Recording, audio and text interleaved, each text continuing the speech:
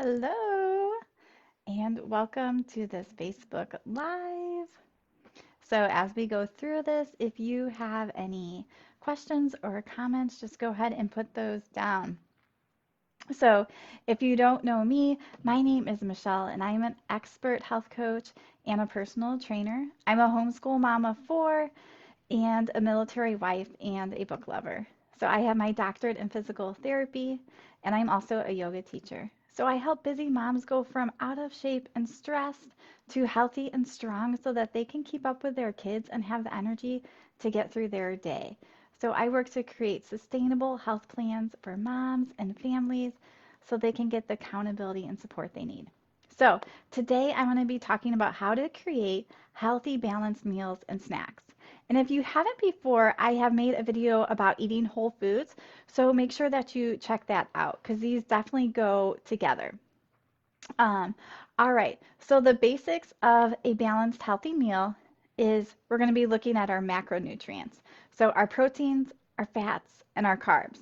So we want to balance those so that we can keep our blood sugar stable. So we want to avoid that big spike. So we all know if we eat a bunch of sugar, it's going to spike, but that can also happen with carbs. And when we balance our carbs with fat and protein, it helps to keep our blood sugar more stable. So that is going to help to let us be full longer and last a little bit longer between meals and not have those big spikes. So if you've ever felt like shaky or super hungry, that's typically your blood sugar is low and you're needing that. You're needing something to help balance that. So adding fats and proteins can help with that. So first, including protein in each meal or snack is very helpful.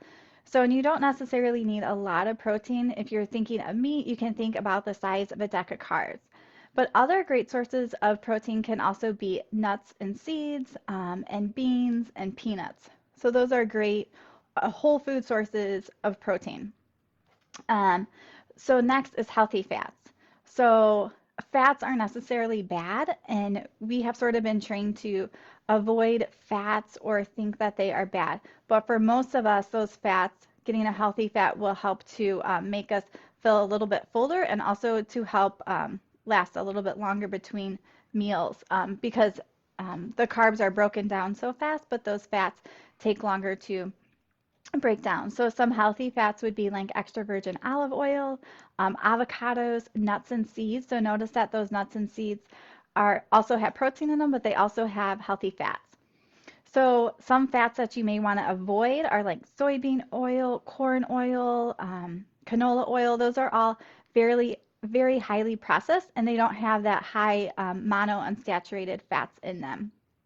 Um, so the other thing you want to have, and I don't always get this in at every meal or snack, but trying to get that non-starchy vegetable. So a starchy vegetable would be like our potatoes. So finding a way to get, your carrots, your spinach, other just healthy vegetables in. And then we can also have a carb. So carbs aren't necessarily bad, but what gets not great about carbs is eating like a whole bowl of pasta or eating a bunch of bread. So we want to make that portion of carbs probably a little bit smaller than what most Americans have. So maybe think like a fourth of your plate. And it doesn't have to be exact, but just to sort of give you a ballpark. So we're not going to be eating a whole thing of carbs. We're going to be having a smaller thing of carbs, and we might have our protein and our vegetables and a healthy fat in there. Um, so okay, so we did the non-starchy vegetables and then so carbs.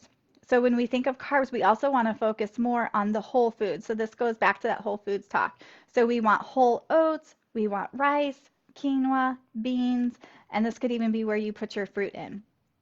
So if we're thinking of this like a plate, we're having our protein, we are having a carb maybe, and then we're having this big portion of non-starchy vegetables, and then we're having our fat in there. So fat servings are pretty small, so it's not going to take up like a big section on a plate. So this does not have to be exact, and each meal and snack can be a little different, but this is just a little way to give you an idea.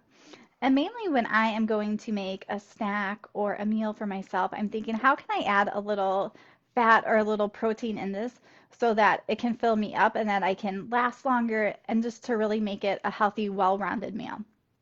So I'm going to give you some examples as we walk through. So for lunch, I just had a smoothie. So I had fruit in there, which is going to be my carb. I put protein powder. So I like to use collagen powder because there's nothing else in it. I used canned coconut milk for my healthy fat. So you can see how and then spinach for my non-starchy vegetable. So you can see how that smoothie sort of hit all those. So another great thing to have is trail mix. So trail mix is going to have your nuts and seeds, which is going to be your fat and protein. And then with that trail mix, you might have a little bit of dried fruit, you might have some berries. So you're sort of getting that carbon. So you may not get a non-starchy vegetable there. Another one would be a fruit or vegetable with a nut butter. So think of an apple with some almond butter or peanut butter. You're getting your healthy carb, your protein, and your fat in there. I also like to dip carrots or celery in nut butters. So those are great ways. You could also have vegetables like cucumbers, carrots, celery with hummus. So the hummus is going to give you that little bit of fat and just a little bit of protein, not too much. Hard-boiled eggs are also great to have on hand. So in an egg, you're going to have fat and protein, and there's not going to be a carb. So you could also like have fruit with that. You could have some vegetables, and then you got a balanced snack there. Almond balls are another great thing to prep ahead of time and have ready, and you can look up recipes. So it's typically putting almonds in a blender and then dates, and you sort of like mix it together. So you would have your healthy fat and protein, and you would also have that carb by the dates. And you can eat that with something else too. So I know that change is really hard. It's really hard to make a change. But you can just start incorporating this as you go to make a meal or snack and noticing how you feel. So how do you feel after you normally eat a snack of whatever, and then maybe trying to balance it a little bit more with fat and protein in it and see how you feel after that. And just notice what it's like for you and sort of starting to tune into your body. All right, so I hope that this was helpful and I hope that maybe you can make some tweaks. If you have any questions, go ahead and put them in the comments. Otherwise, I hope everyone has a great day. And if you are looking for any more accountability or support, just send me a message and we can set up a free call. All right, have a good day.